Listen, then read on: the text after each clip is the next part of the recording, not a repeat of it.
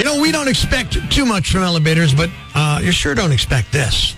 Good morning, it's Prospector Show on Rock 107. Kate, what do you expect from an elevator? Safety first. Yeah. I guess comfort. Sure. Speed. Yeah. I don't know. Get where you're going. Right, and that's the part where I got let down the other day. So after the show, there was a meeting, a weekly meeting that took place on the second floor of the Scranton Times building.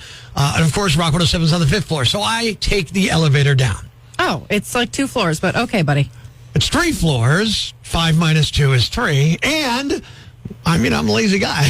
You're saying I should have walked? You could have taken the stairs. Yeah, all right, whatever. So I get on the elevator, I press 2, the door closes, now I'm heading down. The door opens, and all of a sudden, I'm in the lobby, which is not on 2, because that's a stupid place for a lobby. When they built this building, they were smart. They put the lobby on 1 where it belongs. So I hit 2, but I'm in the lobby, so I'm thinking, okay, obviously, I'm a moron, I hit the wrong button. So I press 2 and I wait for the doors to close and nothing's happening. I'm like, what is going on? Press 2 again and it's mocking me. This time I'm pressing it like really, really hard. You know what I mean? Like that's going to somehow magically make this button all of a sudden work.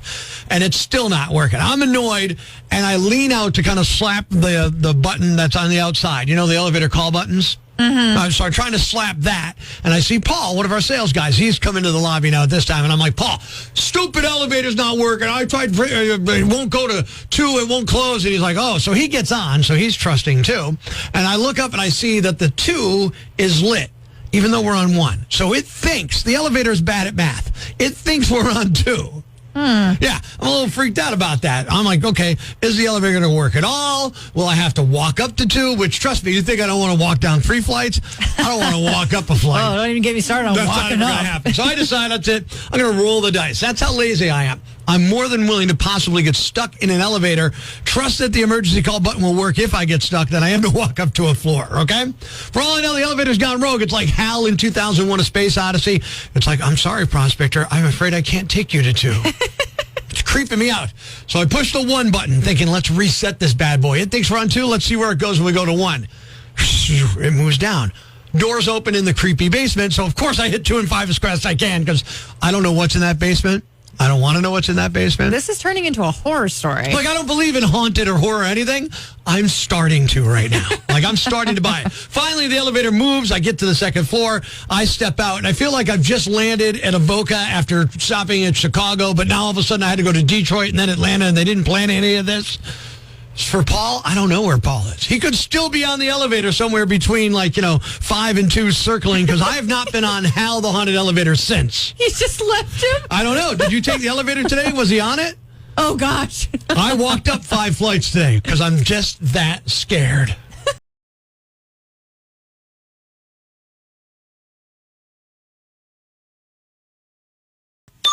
Breaking the news that's already broken. It's time for Prospector's Briefs on Rock 107. The U.S. Capitol got a statue of Johnny Cash. It looks so much like a real-life guitarist that Perry Farrell punched it. You can fit 63 Earths inside Uranus, and that's today's headline from Stuff That Cracks Up 8-year-old Boys. Today is National Pancake Day, and if a pancake house near you doesn't have a promotion today, report them immediately to the Batter Business Bureau. Prospector ruins everything, even the news. Tune in tomorrow for Prospector's Briefs on Rock 107. It's time to have a little bit of fun on the phones. Good morning. I'm Rock 107's Prospector, and a guy named Dylan called me and said, hey, Prospector, I would love for you to pick on my wife, Marianne, prank her. We always have political discussions that often turn into argument because of all the ads on TV. Maybe you could prank her with something like that. So I came up with an idea that I'm doing a phone survey for a candidate, but I can't tell her who it is. It's time for another Prospector prank call on Rock 107. Hello. Hi, yeah, I'm calling for Marianne Tripleton. This is she. Nancy's calling. Oh, yeah, hi. My name is Rick Wintermantle, and I know this call's out of the blue. We got your name off the registration of voter rolls, and we have an election coming up. I have a candidate that I'm representing, and I'm not here to solicit a vote or anything like that. I am, though, calling to see if you have just a second, if I can gauge your interest in certain topics, as the candidate I'm working with hasn't announced yet, and he wants to make sure he's representing his constituency correctly. But how long is this going to take? It'll be real quick. Question number one. Would you say you lean more towards the liberal spectrum or the conservative spectrum in terms of your politics? Probably more conservative. More conservative. Okay. Question number two. What's the biggest issue to you? Is it economy, social services, healthcare, or the environment? The environment. Okay. The environment's important. Okay. How would you describe yourself? In what terms? I'm not sure I understand the question. Like, would you say you're athletic, outgoing? If you had to kind of characterize yourself, what would you say? What does this have to do with the candidate? Well, what we're trying to do is gauge what our constituency will be interested in the issues he wants to represent, and how he can adjust his campaign to represent somebody like you better. Okay, but I don't understand why my physical appearance has anything to do with my political views. Well, not necessarily just your physical appearance. Like, what kind of person are you? Are you a Mac user or a PC user? Would you go to... But wouldn't that question have been answered in conservative versus liberal? Well, the point is that there are certain trends among people and what their interests are. My candidate wants to make sure that he represents your interests. So, like here's a simple somebody one. with the same interests as me, that's a liberal. That doesn't make any sense. Well, I think you guys need to rewrite your question. Look, this one's personal, but it'll make sense.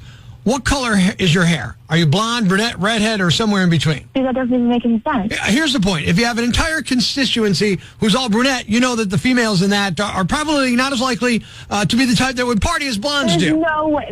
I'm sorry. It's scientifically provable. No way that this is an absolute question. Okay, all I'm telling you is The first two questions were completely valid, but the next two questions on physical appearance, are you like this? There's no way you wrote these all right, questions. I did write these questions based on previous research that we have because we're getting down to the nitty-gritty here. Where did you do your research? I've been doing my research for a year. Where'd you do your... What makes you an expert? I'm an expert. I'm an expert. I'm the expert. Because this is I'm an absolutely expert. ridiculous. Really? Physical appearance okay. has nothing to do with anything unless you're a model. Okay, what would the next question you would ask? I don't do this for a living, so why would I need to Right, ask any I'm the questions? expert. I'm the expert. Get with No, it. you're not the expert. Listen, I'm 100% Clearly, certain. because I don't know where you did your research in a Dr. Seuss book or something, because this doesn't make any sense. You want a candidate to represent you or not? Who is the candidate you're even representing? Well, he hasn't declared yet, so he doesn't want to say. He's starting a new. So this is absolutely He's starting a new bogus. political party. Have you heard of the Prospector Party? No, what is that? Yeah, Prospector Party. It's a new political party where you just make prank calls and put them on the radio. God. Marianne! Oh my God. I'm over here like getting ready to track this number, It's hoping that you Prospector. do not call You're on anybody Rock else. 107 right now. It's a Prospector prank call. Cheese and crackery. Oh my Your God. husband Dylan, he gave us your number and said you guys always argue about politics. Well, and thank should- you should for the call laugh. I'll have words with him later. Goodness. So I'm guessing you're brunette, right? Ah.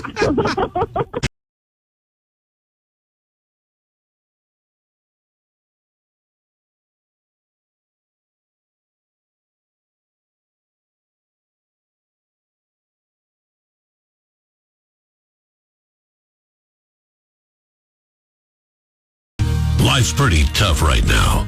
There's plenty of bad news, but it's not all bad. It's time for the brighter side of Prospector on Rock 107. A longtime waitress in Iowa named Bonnie Barnett passed away last year at 80. It turns out she had a very nice nest egg. She left $1.3 million to various organizations in her town of Fort Dodge.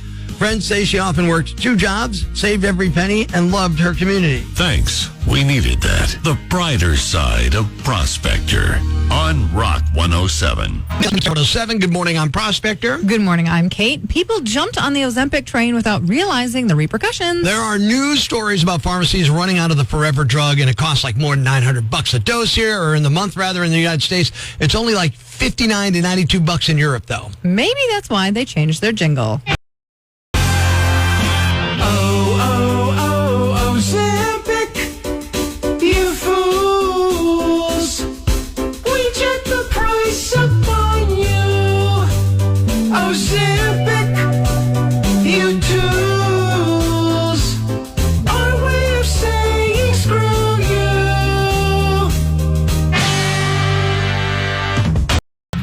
you. We all know how ridiculous the portion sizes are at a lot of restaurants. Let's be honest, a lot of places focus on the quantity over the quality. It's Prospector Show on Rock 107. Good morning, I'm Prospector. Good morning, I'm Kate. According to a new report, portion sizes in the U.S. shot up in the 1980s and never came down. But there's a good chance that will change soon, and there are several reasons why. Now, look, here's the deal. I go out to a restaurant like once a month at a place that I know I'm not getting not one, not two, but 3 meals out of when I order my entree. So, yeah, that's probably a little too much for me to be taking home. For one, restaurants, they're dealing with rising food costs. The price of food shooting up all over the place, so they're like, why are we spending all this money? And there's food waste. A recent study found that as much as 40% of the food served at restaurants never gets eaten. Oh, my goodness. That's a ton. That's a lot. There are also people taking the GLP-1 diabetes and weight loss drugs who are eating less, and trends where people are using tech to monitor their portion sizes to control their calorie intake. And finally, there's the so-called snackification, which is gaining popularity, especially among young people, where traditional meals are kind of gone. They're replaced with snacks and small platters of food that take the place of meals. Yeah, I'm a grazer. Okay. I graze throughout the day. You notice that. I'm always eating something. Yeah, I just thought you were a pig, but okay, grazing's fine. Yeah, whatever. Either one, whatever works for you, Kate. Okay. But there's one thing that will determine if this will work. Yeah. Are people going to get the same value, or is this another squeeze?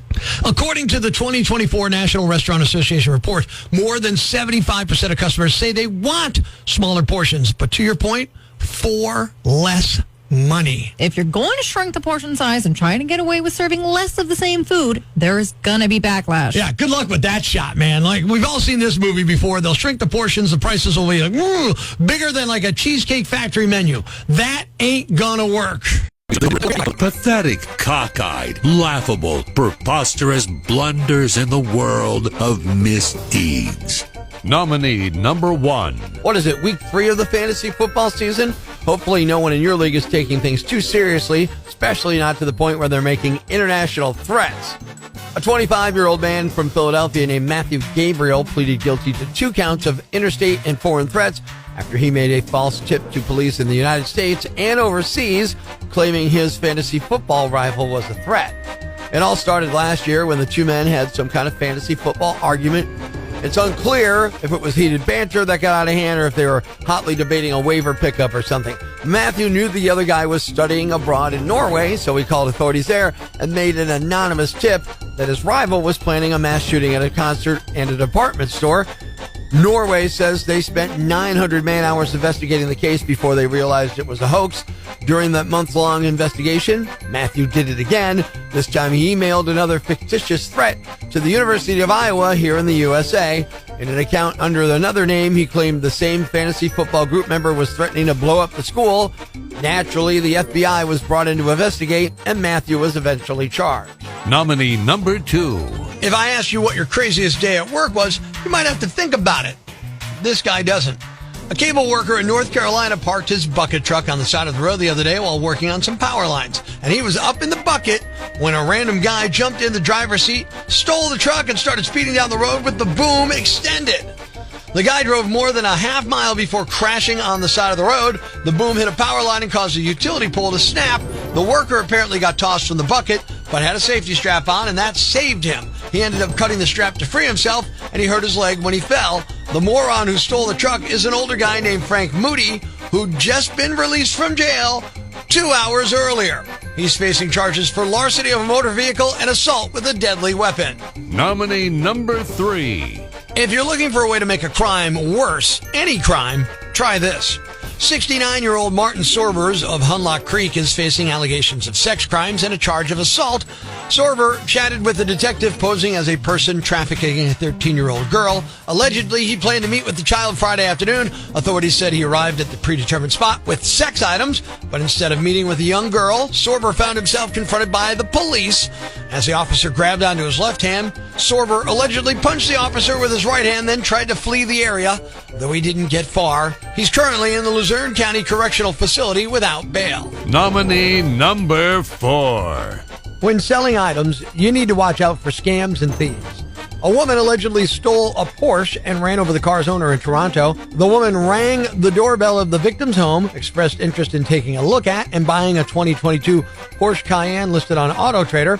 The woman then got in the driver's seat, and the victim exited the car, closed the passenger side door, walked around to the driver's side handle, As the victim moved towards the rear of the vehicle, the woman suddenly reversed the car, hitting him and dragging him into the street.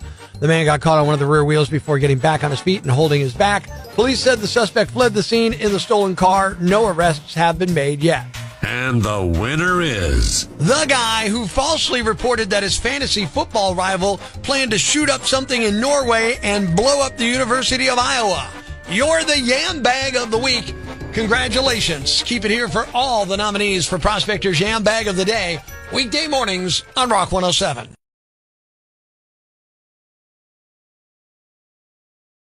Thanks for listening to Prospector's Prime Cuts podcast. Be sure to catch us live weekdays from 5:30 to 10 a.m. on Rock 107 or online at rock107.com or the Rock 107 app, a free download for your Android or iPhone. Subscribe to the podcast on Apple Podcasts, Google Podcasts, Spotify, Stitcher Radio, or wherever you get your podcasts so you never miss Prospector's Prime Cuts.